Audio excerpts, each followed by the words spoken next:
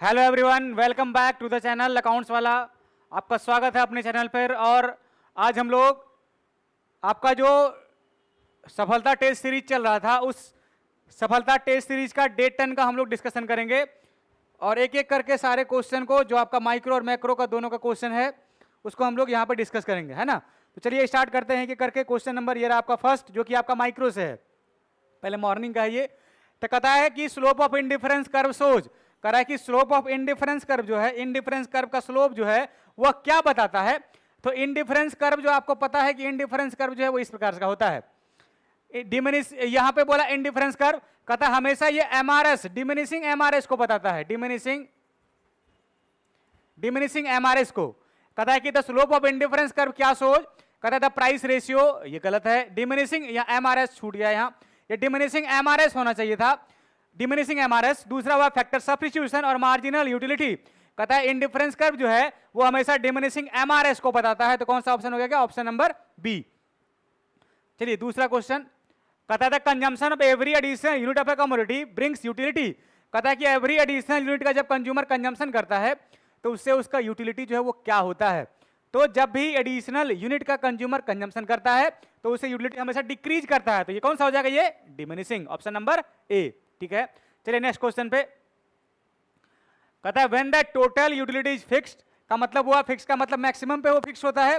तो जहां पे टोटल यूटिलिटी फिक्स होता है, फिक्स या मैक्सिमम, इसका मतलब है मैक्सिमम, वहां पे एमयू का वैल्यू क्या होता है। तो आपको पता है कि एमयू का वैल्यू वो 0 होगा, तभी टीयू जो है वो मैक्सिमम होगा, है ना। तो कहता है कि वहां मार्जिनल यूटिलिटी का वैल्यू क्या होगा, तो ये हो गया 0, option number A. Next question, कहता है marginal rate of substitution indicate, कभी भी MRS marginal rate of substitution जो है वो हमेशा इंडिफरेंस कर्व को बताता है। किसको बताता है, इंडिफरेंस कर्व। इसीलिए आपको हम लिखवाए भी हैं, आपको बताए भी हैं कि स्लोप ऑफ एमआरएस का मतलब ये हुआ स्लोप ऑफ इंडिफरेंस कर्व। ठीक है, कहा कि स्लोप मार्जिनल सब्स्टिट्यूशन का मतलब क्या, स्लोप ऑफ पीपीसी नहीं, स्लोप ऑफ बजट लाइन ये भी नहीं, स्लोप ऑफ इंडिफरेंस कर्व, बिल्कुल ये स्लोप ऑफ इंडिफरेंस कर्व को बताता है एमआरएस। ठीक है, नेक्स्ट क्वेश्चन, कहता है from which of the following is the slope of indifference curve measured, कह रहा है कि इसमें से कौन सा जो है वो स्लोप ऑफ इंडिफरेंस कर्व को मेजर करता है, या वही बता रहा है इनडायरेक्टली कि इंडिफरेंस कर्व को जो है वो क्या बताता है इंडिफरेंस कर्व। तो कभी भी आपका स्लोप ऑफ इंडिफरेंस कर्व जो है वो मार्जिनल रेट ऑफ सब्स्टिट्यूशन को बताता है। देखिए इंक्रीजिंग एमआरएस गलत है, मार्जिनल ट्रांसफॉर्मेशन ये भी गलत है, ये मार्जिनल रेट ऑफ सब्स्टिट्यूशन को बताता है, एमआरएस को, है ना। एमआरएस यहाँ पर डिक्रीजिंग होता तो ये सही हो जाता, यहाँ पर डिक्रीजिंग होना चाहिए था, तो डिक्रीजिंग है नहीं, इंक्रीजिंग है। तो ये क्योंकि ये कॉन्वेक्स होता है हमेशा, तो आपको कुछ नहीं बताया जाए तो हमेशा आपको बताना है एमआरएस, या एमआरएस डिक्रीज करता है, तो ये marginal rate of substitution. Next question, कहता है वैल्यू, चलिए मैक्रो से पहला क्वेश्चन, कहता है वैल्यू एड इक्वल टू क्या होता है, आप जानते हैं value add equal to value of output minus intermediate cost. देखिए तो है हमारे पास, देखिए आउटपुट माइनस इंटरमीडिएट कॉस्ट या इंटरमीडिएट कंजम्पशन। नेक्स्ट क्वेश्चन, कहता है difference between closing stock and opening stock, आपको पता है क्लोजिंग स्टॉक और ओपनिंग स्टॉक का डिफरेंस जो है उसको कहते हैं change in stock, change in stock equal to closing stock minus opening stock. तो देखिए तो आपके पास है चेंज इन स्टॉक, ये देखिए ऑप्शन नंबर भी ये change in stock. Next question, कहता है compensation of employee includes, COE का मतलब क्या होता है, तीन चीज, wages and salary in cash, in kind, employer contribution और पेंशन फंड। उसमें से तीन दिया है, देखिए आपके पास कैश में दिया है, ये काइंड भी दिया है, और पेंशन और रिटायरमेंट तीनों दिया है। ठीक है, तो ये कौन सा हो जाएगा, option all of the above या all of these. Next question, which of the following irrelevant in the estimation of compensation of employ, कहता है कंपेंसेशन ऑफ एम्प्लॉय जो निकालते हैं उसमें से कौन सा इररिलेवेंट है। अभी आप यहां देखे थे इसमें कि हमारा पेंशन और रिटायरमेंट लिखा हुआ, रिटायरमेंट और पेंशन जो है फैक्टर इनकम का हिस्सा होता है, या इनकम सीओई का, लेकिन वही बोलते हैं आपको ओल्ड एज पेंशन, तो वो ट्रांसफर इनकम होता है। ठीक है, आपको बोला कौन सा इसमें इररिलेवेंट का मतलब काम का नहीं है। कहता है free accommodation provided to the school principal, तो कहता है ये काइंड के रूप में फ्री एकोमोडेशन दिया जा रहा है। ठीक है, काइंड का हिस्सा है, ये कैश में दिया जा रहा है, ये भी है। Free education of the student whose parents are working in school, ये भी काइंड का हिस्सा है, क्योंकि अगर वो बच्चे को दूसरे स्कूल में पढ़ाता तो उसका पैसा लगता, तो उसका इनकम बच रहा है, तो उसका इनकम माना जाएगा। ठीक है, यहां लिखा है old age pension, old age pension जो है ये ट्रांसफर इनकम का हिस्सा होता है, ट्रांसफर इनकम, और नेशनल इनकम कैलकुलेट करते टाइम इसको हम लोग नहीं लेते हैं। तो आपको पूछ रहा है इररिलेवेंट, नहीं लेंगे इसको, इसका मतलब ऑप्शन नंबर डी ही सही आंसर है इसका, क्योंकि ये फैक्टर इनकम का हिस्सा नहीं होकर ट्रांसफर इनकम का हिस्सा, और इसको हम लोग कभी भी नहीं लेते हैं। नेक्स्ट क्वेश्चन, कहता है ऑपरेटिंग सरप्लस इक्वल टू क्या होता है, ऑपरेटिंग सरप्लस इक्वल टू होता है रेंट, इंटरेस्ट और प्रॉफिट, RIP आपको पता है। ये देखिए रेंट, ये इंटरेस्ट, ये प्रॉफिट, ये इंटरेस्ट तीनों है इसमें, तो ऑप्शन नंबर कौन सा हो गया ये। और क्या आगे देखिए तो ये बोथ ए एंड सी भी यहां लिखा हुआ है, और है क्या, हाँ देखिए आप चेक कीजिए, रेंट इंटरेस्ट सीओई तो होगा नहीं क्योंकि सीओई तो अलग है, ऑपरेटिंग सरप्लस का हिस्सा नहीं है, तो ये तो नहीं होगा। अब देखिए कहा एनडीपीएफसी इक्वल टू सीओई, ये हुआ सीओई माइनस मिक्स्ड इनकम। अच्छा अगर आप एनडीपीएफसी निकालते हैं, एनडीपीएफसी आपको पूछा है तो इसका फॉर्मूला क्या होता है आपका, सीओई प्लस ओएस और प्लस एमआई, ठीक है। आपको पूछा क्या है, ऑपरेटिंग सरप्लस, अगर हम इसको इधर ले आए ऑपरेटिंग सरप्लस इक्वल टू, तो हम ये नहीं हो जाएगा एनडीपीएफसी और इसमें से माइनस कर देंगे हम क्या, सीओई और माइनस मिक्स इनकम। देखिए तो यही है आपके पास एनडीपीएफसी माइनस सीओई और माइनस मिक्स इनकम, ये है ना operating surplus equal to NDPFC minus COE और माइनस मिक्स इनकम। तो इसका मतलब ये भी आंसर सही है, तो ए भी सही हो गया और सी भी सही हो, इसका मतलब बोथ ए एंड सी, ये हो जाएगा राइट आंसर। नेक्स्ट क्वेश्चन पे चलिए, अब जो है हम लोग इवनिंग बैच का डिस्कशन करते हैं माइक्रो और मैक्रो का। ये रहा क्वेश्चन नंबर फर्स्ट, कह रहा व्हेन टीयू मैक्सिमम, एमयू का वैल्यू क्या होगा, जब टीयू मैक्सिमम होता है तो एमयू हमेशा 0 होता है, ठीक है। नेक्स्ट क्वेश्चन कहता है utility can be measured by, कह रहा यूटिलिटी को हमेशा मेजर किया जाता है मनी के रूप में, है ना, देखिए आपका ऑप्शन नंबर यही है, वो मनी, ठीक है। नेक्स्ट क्वेश्चन कहता है indifference curve slope, indifference curve जो होता है ये ऊपर से नीचे की ओर, ये हमारा लेफ्ट से राइट की ओर आता है, फ्रॉम लेफ्ट टू राइट, तो कौन सा हो गया, from left to right.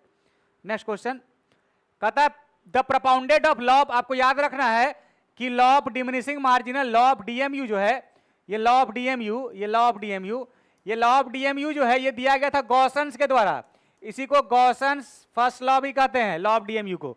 Gaussian है क्या ऑप्शन आपके पास, ऑप्शन नंबर कौन सा हो गया इसका, ए।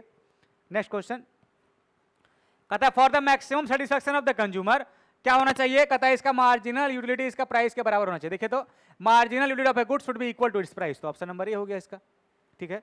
नेक्स्ट क्वेश्चन कहता है which of the following irrelevant in the estimation of COE, कहता है अगर आप सीओई निकाले तो उसमें इररिलेवेंट कौन सा होगा, free accommodation provided to school principal, ये इनकम का हिस्सा है, इन काइंड, इसका मतलब ये काइंड का है, और ये कैश, ये काइंड का, ये कैश का, और फ्री एजुकेशन ये भी काइंड का है, ठीक है। और ये ओल्ड एज पेंशन ये ट्रांसफर इनकम है, आपको पूछा इररिलेवेंट बिना मतलब का, मतलब बिना काम का, तो यही है ऑप्शन नंबर डी, इसको हम लोग ट्रांसफर इनकम का हिस्सा मानते हैं, फैक्टर इनकम का हिस्सा नहीं मानते हैं, ठीक है। नेक्स्ट क्वेश्चन कहता है operating surplus equal to rent, interest, profit, ये बिल्कुल सही है। और दूसरा अगर आप एनडीपीएफसी अगर आप निकाल, आपको क्या पूछा ओएस, और आपको आप एनडीपीएफसी जब निकालते हैं डोमेस्टिक इनकम, तो इसका फॉर्मूला होता है क्या, सीओई प्लस ओएस और प्लस एमआई।